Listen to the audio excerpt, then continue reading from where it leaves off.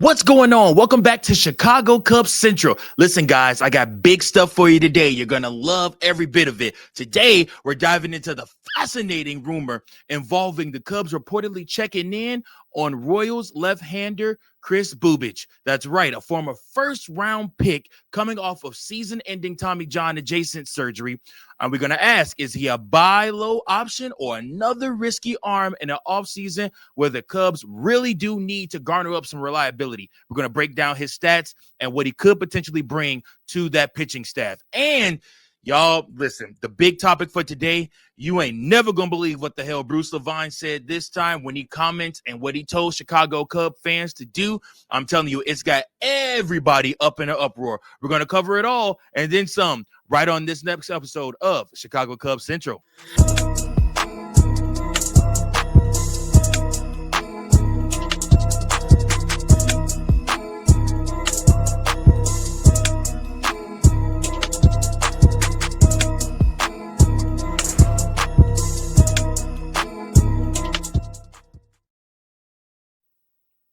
Yes, sir. Yes, sir. Yes, sir. What's going on, Chicago Cub fans? It's your boy, Mike Jones, back again with another episode of Chicago Cubs Central, baby. That's right. This is your number one spot for all things Chicago Cubs. And hey, I'm just happy to be here with you guys. Thank you so much for checking out the content. If this is your first time, do me a huge solid. Go ahead and hit that subscribe button. If you like this video, if you like the content I'm putting out, go ahead and hit that like button. Also, guys, make sure that you hit the share button and tell everybody, all your Cub fans and friends and family that you know, this is the spot to be during the offseason, during the regular season, and definitely during the postseason when the Chicago Cubs make their quest for another world championship. That's right, because I believe Chicago Cubs hopefully will do something like that this up-and-coming season, man. Listen, you don't want to miss it. It's going to be so much fun. But make sure also, shout out to everybody that's watching on Spotify, everybody that's watching on X, everybody that's tuning in on Twitch. Thank you all. Thank you, thank you, thank you, thank you, thank you. Means the world to me that you guys tune in, that you guys comment, that you guys give your thoughts also. I try to get into the comment section with you, have conversation with you guys there also. Thank you so much. I just want to make a community of all of us who we can come and talk baseball and enjoy doing it, right? All right, so guys, let's talk about it. First and foremost, Kris Bubic, a possible trade target for the Chicago Cubs. News blew up today on social media talking about the fact that the Chicago Cubs could very well be interested in trading for Bubic. That's right. He's expected to be fully healthy in 2025. He ended up undergoing Tommy John adjacent surgery, a flexor tendon, UCL work early last season. Well, not super early, but like I said, he did have a fairly good season for the Kansas City Royals last year, and really shined when he was out there. So he was somebody that Cubs fans should keep an eye on. He is somebody that the Chicago Cubs could potentially look to trade for. And again, I still think that the Chicago Cubs, obviously we know they need some type of help with pitching. And Kris Bubic is somebody that could provide that for the Chicago Cubs with what he brings to the team. So listen, guys, Bubic, his surgery, he was showing encouraging improvements after his surgery. Again, his stuff is pretty average, but Bubic thrives when he gets ground balls and induces soft contact. So he's one of those pitchers that you look at and you say to yourself, like, man, he is definitely somebody that plays right into what the Chicago Cubs want to do. What do the Chicago Cubs want to do? Most of their pitchers want to induce soft contact. Now, again, I'm not shying away from the fact that the Chicago Cubs do still need a good arm that can throw 90, 99, 100 as a starter. That is something that I'm not wavering from. I'm not backing off from that. I full on believe that the Chicago Cubs, in order to have true success, need that flame-throwing starting pitcher. But Kris Bubic is also somebody that you could look at and say to yourself, he could give the Chicago Cubs a lot of good innings. He was great last year when he was healthy, when he was right for the Kansas City Royals. and he is somebody that could also be right for the Chicago Cubs. So, again, these MLB trade rumors keep on coming. Kris Bubic, just to give you a little backstory on him, didn't find much success in his first few major league seasons, but early in 2023, he added a slider and seemed to be on the cusp of a breakout. But that lasted just 3 starts before he required Tommy John surgery. Then he missed the remainder of the campaign and worked out of the bullpen when he returned in 2024. But he returned with great success. He gave the Royals 30 and 1/3 innings with a 2.67 earned run average. His 32.2% strikeout rate, his 4.1% walk rate, and 56.2% ground ball rate were all excellent figures. He posted a 1.93 ERA over 4 postseason appearances as well. The Royals stretched him back out in 2025. He wasn't quite as dominant as he was as a reliever, obviously, so he's going to pitch way more innings as a starter. But his results were still quite good. He logged 116 and 1/3 innings over 20 starts with a 2.55 ERA, a 24.4% strikeout rate, a 8.2% walk rate, and a 47.2% ground ball rate. A rotator cuff strain put him on the injured list at the end of July, and he missed the final 2 months of the season last year. At the time of that injury, it was reported that he would not require surgery and he would have a normal offseason, according to the MLB injury tracker. He recently was cleared to resume throwing. So, listen, Bubic is somebody that the Chicago Cubs absolutely should take a look at. Now, why? Because the Chicago Cubs were already taking a look at Kris Bubic. He was one of the pitchers that we were rumored to be potentially trading for at the deadline in 2025. Why? Because the same problems that exist right now, which I'm going to get into this a little bit later when I rant about what Bruce Levine had to say, the same problems that the Chicago Cubs had during the trade deadline are the same problems that exist now. What are those? Pitching. You needed better pitching from your guys. And again, like I said, it will almost be like an offset where you would have one guy pitching well and one guy not pitching as well. Or 2 or 3 guys go down with injury, and then you're stuck, like I said, having to use guys that you plan to come out the bullpen or calling guys up from AAA. So again, the Chicago Cubs do need to address pitching. Now, my concerns about Kris Bubic, injury prone. I just read it off to you. 2024, he got injured. 2025, he got injured. I mean, like I said, the guy at 28 years old has had his fair share of injuries. And again, like I said, I don't know what the Chicago Cubs hope to accomplish with somebody that is not able to stay available. Like I said, I mean, now, again, the Cubs could decide, like, hey, maybe he'll stay healthy if we bring him out of the bullpen and use him as a bullpen arm. But the Chicago Cubs also need starting pitching. And if you're going to trade for somebody like Kris Bubic, you want to maximize his talent and his ability. So again, this isn't one of those pitchers that's going to jump off the pages to you. This isn't one of those pitchers that's going to make you go, yeah, we got to go do this deal. We got to go sign this. No, that's reserved for our Japan pitcher Amai that I'm going to talk about again in tomorrow's episode. But for me, when I look at this, we know the Chicago Cubs' focus is primarily on pitching. This seems like one of those deals that the Chicago Cubs might try to go out and make, especially if they can get him for cheaper. So we'll just have to see what happens with that. Again, the Royals, on the other hand, are looking to bolster their offense, particularly in the outfield and at second base. Both positions, the Chicago Cubs have pieces that are tradable, AAA pieces that are tradable that could very well come right in and immediately begin to play for the Royals. So I could easily see Kevin Alcantara coming out and being able to play for the Kansas City Royals next year. So again, what does Bubic bring? Bubic brings a pitcher with projectable improvements, a guy that you might have control of for a couple of years.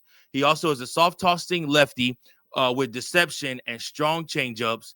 And like I said, Bubic fits what Jordan Wicks, Justin Steele kind of that same mold as those guys. A lefty with a deep pitch mix and room to grow with pitch design. Somebody that Tommy Hotovy can get his hands on and immediately help make an impact for the Chicago Cubs. So Kris Bubic is a solid upside play, but he can't be the answer. And he definitely can't be the only answer. He needs to be the icing on the top of the cake. He needs to be somebody that you bring in, just like when you brought in a Colin Ray, somebody like that, one of those type of signings that or trades that you make, or somebody that, you know, in case guys get injury or you do need a 6-day starter, this is one of those guys that you could bring in, but you can also have him come out of the bullpen and give you innings if a guy comes out and he just don't got it that night. I mean, these are all big parts of what the Chicago Cubs need to be looking at. And again, I want to know from you guys your thoughts on the Chicago Cubs potentially trading for Kris Bubic. What are you willing to trade? What are you not willing to trade for him? Again, I think a Kevin Alcantara and maybe another AAA player probably nets you Kris Bubic. In my eyesight, I think something like that will probably help very well. So we'll see what happens. Let me know what you guys are willing to trade for, what you're not willing to trade for. Comment below on that. The next thing I want to talk about, guys, and I'm going to try my hardest to do this without using the profanity. Bruce Levine gave an interview where he said that Chicago Cub fans need to stop panicking, that they should trust Jed Hoyer and Carter Hawkins, and they should ignore the white noise. Basically saying that the front office knows better than the fan base. And I have a hard time with this, because you can't tell me that the front office doesn't see that there are glaring areas that the Chicago Cubs need help in. And it's not just pitching. It's not just pitching. I know that Jed Hoyer and Carter Hawkins want to believe in their AAA players, that they're going to come up and immediately be able to produce, that Owen Casey will be able to produce this next season, that, hey, if we don't re-sign Kyle Tucker, if we don't go add somebody out in the outfield, hey, Owen Casey's ready to go right there. Let him play. You know, put him on one side, Ian Happ on the other, PCA in the middle, and let those be your everyday guys, right? Wrong. I am under the assumption that the Chicago Cubs need to add more than just expecting Owen Casey to come up to the major league level, play a full season, and be able to give you what somebody like a Kyle Tucker gave you. Now, obviously, Owen Casey has outplayed his time in AAA.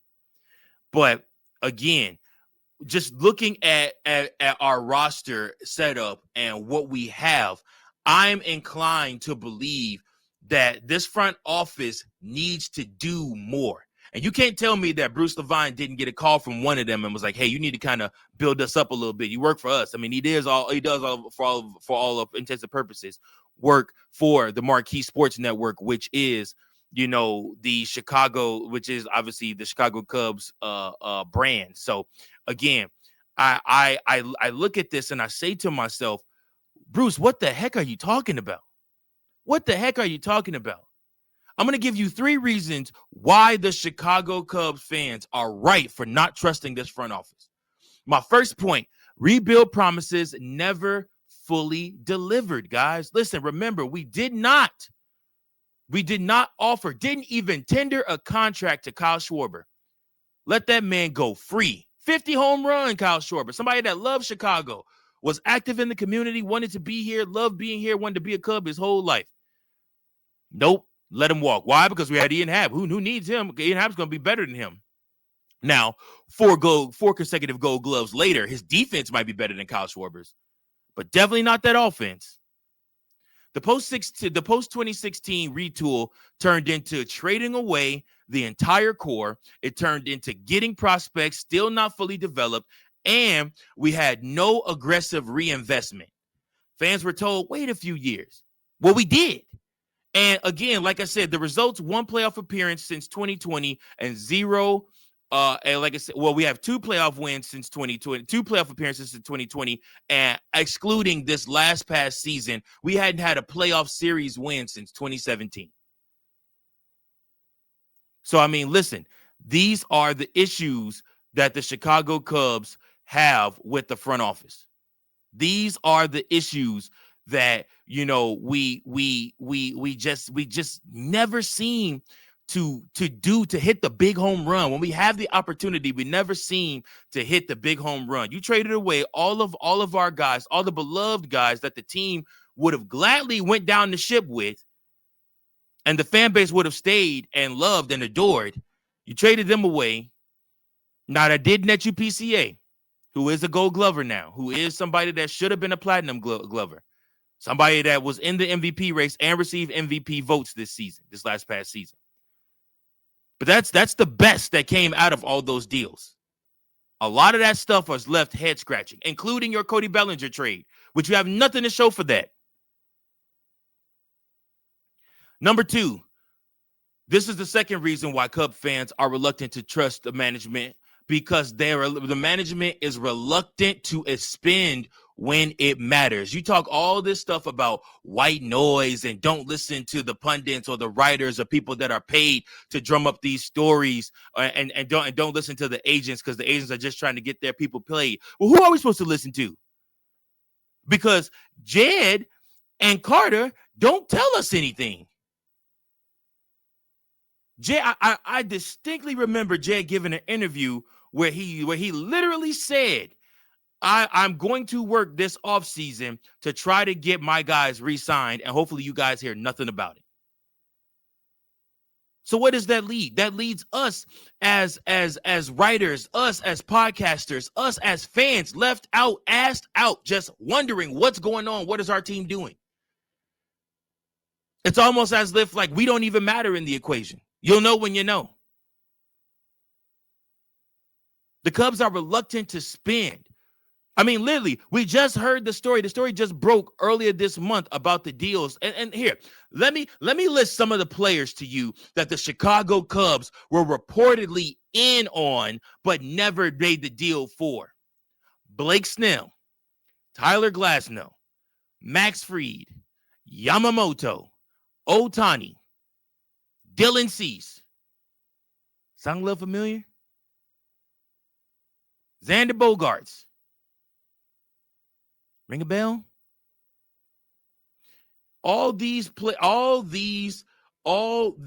players and then some, the Chicago Cubs have quote unquote checked in on, but never actually closed the deal. And I rack my brain because I know they got the money, and I know people want to come to Chicago, especially pitchers. So where is the disconnect happening where we aren't good enough to get these guys? We weren't good enough to get Ohtani and Yamamoto and Sasaki? Come on now. Come on. Checking in and sealing the deal are two totally different things, Jed Hoyer, Carter Hawkins. And next up, the pitching factory isn't producing aces. Now, this is a tough statement. But name the ace that the Chicago Cubs have produced on their own since the 2016 team. You may have Cade coming up, but outside of Cade Horton, Jordan Wicks, always injured. Ben Brown, inconsistent. Jackson Ferris got traded. DJ Hertz got traded. I mean, I look at this and I say to myself, I mean, I pray Jackson Wiggins can be something. And that's even if we keep him, we're going to have to trade him to get better.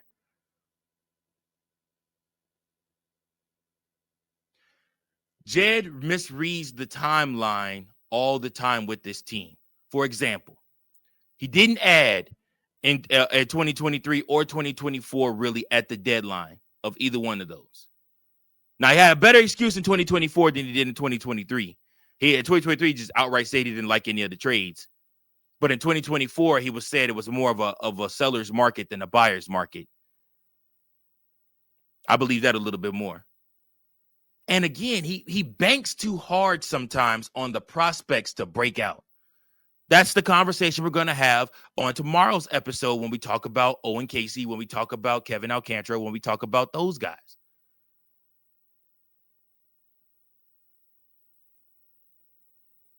I don't know, guys. It just looks to me like the Chicago Cubs and feels to me like the Chicago Cubs continuously keep becoming this wait until next year franchise. And that's not good enough. The Chicago Cubs should have beat the Milwaukee Brewers, y'all. And I know I came on here. I know during the live call, and I know when I came on here, I was saying, like, hey, man, listen, had Chicago Cubs had, Kay Horton, it probably would have been a different series. Had the Chicago Cubs done this, done that, blase, blase. At the end of the day, you still got to look to your management team and to your team and ask them, why did you not produce? What happened that you could not produce? Jed has to hold people accountable that did not produce. And then he has him and Carter Hawkins have to go and find other people that will produce, not just in the regular season, but in the postseason. Fans have been patiently waiting, and we deserve more. PCA said it best. We deserve playoff baseball here. We deserve to keep that run going. I don't know, guys. Let me know your thoughts on what Bruce Levine had to say. I mean, he basically told us that we need to eliminate the white noise, not focus on that. Trust Jed and Carter. They know what they're doing, and we ought to just, believe in the team and believe that they're going to do what's best for the team. I say one thing. Prove it. Prove it. That's my time for today, folks. I appreciate you guys so much for tuning in to another episode of Chicago Cubs Central. Make sure that you like, share, and subscribe. Thank you so much for tuning in. And until next time, go Cubs, go. Thank you for watching another episode of Chicago Cubs Central, the #1 spot for all Chicago Cubs content. Remember to like, share, subscribe for more Cubs content.